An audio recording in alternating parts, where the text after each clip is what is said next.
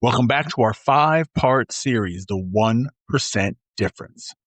Today, we're diving deeper into the art of building momentum because, let's face it, life is a marathon, not a sprint. And to win that marathon, you need to keep the pace going, even when it feels like you're running uphill against the wind. Welcome to the Catalyst Podcast, raw, real, and unedited. My name is Jason, and you can find Catalyst at Facebook, YouTube, Instagram, Threads, and TikTok. You can listen to this podcast on your favorite streaming services. A catalyst has the power to create change, and we hope that's what this podcast will do. Now, if you would like to be a part of this podcast as a guest or a contributor, you can email us at catalystmotivationpodcast@gmail.com. catalystmotivationpodcast@gmail.com. Welcome to episode 72, The 1% Difference, Part 2. Building momentum. Before we get started, I want to say thank you to our listeners in the Philippines, in Germany, in India, in Mexico, and all over the U.S. We really appreciate you listening, and we hope you're finding some benefit in what we're doing. So once again, thank you. Share it, spread the word, and let's grow this community, all right? Remember that old saying, a journey of 1,000 miles begins with a single step? Well, today we're going to talk about the power of compound interest, which is essentially the idea that small, consistent actions can lead to significant results over time. It's like watching a snowball roll downhill, getting bigger and bigger and faster with each turn. You know, it's the magical financial concept where money grows exponentially over time. Well, the same principle applies to personal growth and habit formation. So let's break it down. Okay. Imagine you're trying to build a new habit, like working out every day. At first, it might feel tough. You might miss a day here and there, but if you can just stick with it, even if for just a little bit each day, you will start to see progress. Now, as you continue to progress, that progress will start to compound. Each small win will build on the last, making it easier and easier to stick with your new habit. So again, like I said, it's like a snowball running downhill. First, it's small and slow, but as it rolls, it picks up more and more snow, gathering momentum and size, and eventually it becomes a massive snowball that's unstoppable. So don't get discouraged if you don't see immediate results. Remember, the journey is the reward. Keep showing up, keep putting in the work, and trust that the compound effect will work its magic. One of the best ways to build momentum is to track your progress. When you can see your progress visually, it can be incredibly motivating. It's like watching a plant grow taller and stronger each day. Now, there are many ways to track your progress. You can use a journal, a spreadsheet, or like I do, a dedicated app. The important thing is find a method that works for you and stick with it. Now, the app I use, I just absolutely love. I keep a journal as well to track my daily habits and reflections, but the app is so useful because the phone is always with me and I always have the ability to put something down. And it's an accountability thing, you know?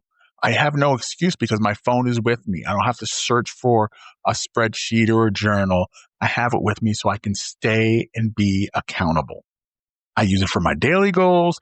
I use it for my long-term goals. I use it for specific points that I have. It's very useful and keeps me on track. So whether you're tracking your workouts, your diet, or your productivity, find a system that works for you and stick with it. The key is to make it a habit so it becomes second nature. Another important aspect of building momentum is to celebrate the small wins. Celebrate the small wins. Don't wait until you've reached your ultimate goal. These small wins are absolutely crucial for maintaining momentum. They're fuel for the fire, keeping you motivated and inspired. And the reason we do this is because when you celebrate your small wins, you're reinforcing positive behavior and motivating yourself to keep going. It's the equivalent of giving yourself a pat on the back, a small reward for a job well done. So when you achieve a goal, no matter how small it is, take a moment to celebrate. Treat yourself with something you enjoy, like a good book, good meal, a relaxing bath. This will help you stay positive and focused on your journey. Consistency is key. When I hear this phrase, it reminds me of my high school football coach. You've got to be consistent. You've got to be consistent. And he was absolutely right. Consistency is the key when it comes to building momentum. It's like a train. Once it gets going, it's hard to stop. But it can be tough to stay consistent, especially when things get tough. So here are a few tips for staying consistent. Are we ready? Okay. Number 1, find an accountability partner. Have someone check in with you that can help you stay on track. For example, if you're trying to work out more, find a friend or a family member who will exercise with you or ask about your progress. I had an accountability buddy when I was in this men's group for porn addiction, and we would stay accountable to each other because it's important to keep yourself on track. You can fall off at any time, and to know that you have to be accountable to someone can be a scary thing, but it's also a healthy and good thing because it will keep you on track. And though, you might be afraid of it, being able to have that connection with that person is so incredibly powerful, because then you reciprocate that back for that person. You're watching each other, you're helping each other, and you're holding each other to a standard. Okay? Number 2, break down your goals into smaller, more manageable steps.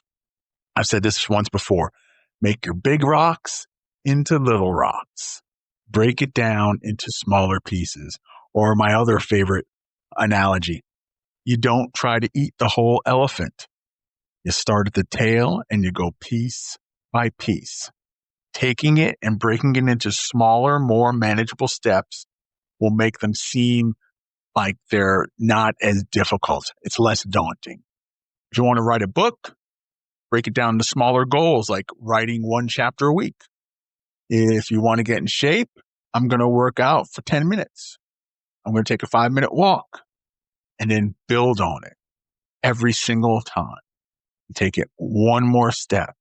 Take it one more minute. You do one more piece for it. As you keep going and going, you take one more step extra and build on it. All right, number 3, reward yourself for your progress. All right? Reward yourself. You're putting in the work. You know what? Celebrate. This is a way to help you stay motivated. For example, if you reach a certain fitness goal, treat yourself to a massage or a new pair of running shoes, maybe a cheat day. All right? But we don't want the cheat day to be a cheat week and a cheat month and a cheat year. Right? But allow yourself to celebrate. Give yourself that chance, because it does. It helps you to bring you closer to your goal. So don't forget about it. Okay, number 4, don't be afraid to take breaks. You heard me. Don't be afraid to take breaks. It's important to avoid burnout. Okay? If you're feeling overwhelmed, take a break. Do something you enjoy and come right back to it. We got to remember this, folks. Setbacks are a normal part of life. The key is to learn from them and keep moving forward. Stay focused on your goals and don't let obstacles derail you. I love this quote from Nelson Mandela. He said, "The greatest glory in living lies not in never falling, but in rising every time we fall. So building momentum is a powerful way to accelerate your personal growth. By understanding the compound effect, tracking your progress, celebrating small wins, and staying consistent, you can achieve anything you set your mind to. Remember, the journey of 1,000 miles begins with a single step. So take that first step today and start building your momentum.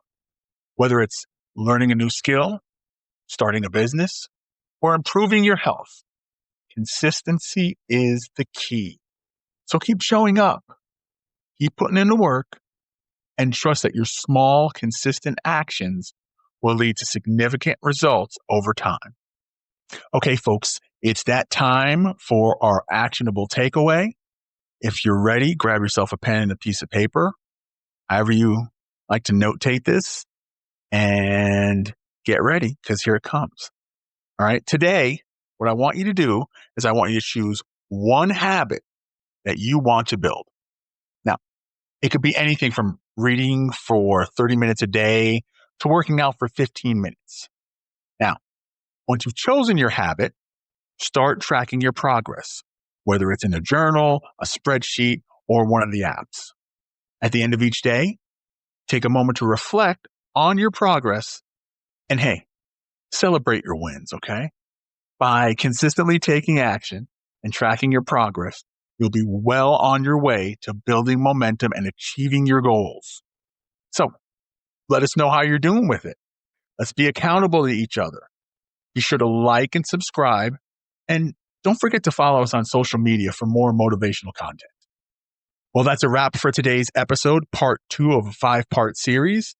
Join us next week for part 3 of the 1% difference, where we'll talk about the importance of habit stacking and lifestyle design and how it could help you achieve your goals. This has been the Catalyst Podcast, raw, real, and unedited. My name is Jason, and you can find Catalyst at Facebook, YouTube, Instagram, Threads, and TikTok. You can listen to this podcast on your favorite streaming services. A Catalyst has the power to create change, and we hope that's what this podcast will do. So if you would like to be a part of this podcast as a guest or contributor, you can email us at catalystmotivationpodcast@gmail.com. That's catalystmotivationpodcast@gmail.com. Thank you so much for listening to episode 72, part 2 of our 5-part series, The 1%. We'll see you next time for part 3 of The 1% Difference. Thank you so much for listening. Go be great.